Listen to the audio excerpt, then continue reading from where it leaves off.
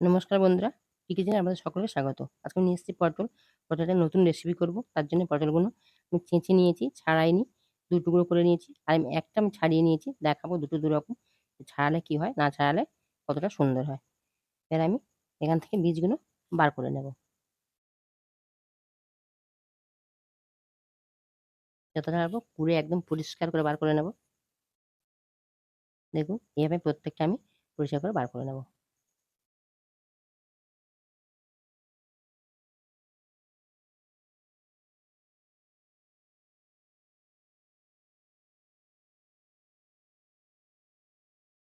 দেখুন, আমি সবগুলো পরিষ্কার করে বার করে নিয়েছি।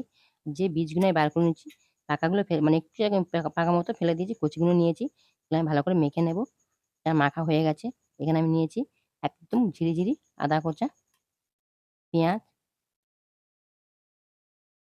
এবার দেব পরিমাণ মতো লবণ, অল্প একটু হলুদ গুঁড়ো। আমি এখানে গুঁড়ো লঙ্কা দিচ্ছি, আপনারা চাইলে কাঁচা লঙ্কা কুচিও দিতে পারবেন।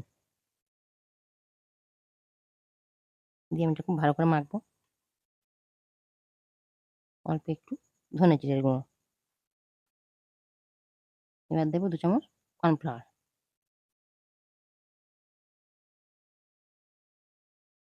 একটা ডিম আমি ভেঙে নেব, যতটা লাগবে আমি ততটাই নেব। আমি অল্প ডিম দেবো, এটা মেখে নেব। এবার আমি এই পুরটা নিয়ে পটলের মধ্যে দিয়ে দেবো।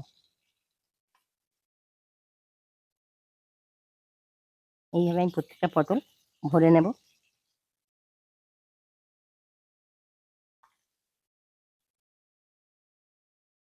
দেখুন, কড়াই আমি তেল দিয়েছি, তেলটা গরম হয়ে গেছে। এবার আমি তেলে একটা করে পটল উবুড় করে দিয়ে দেবো।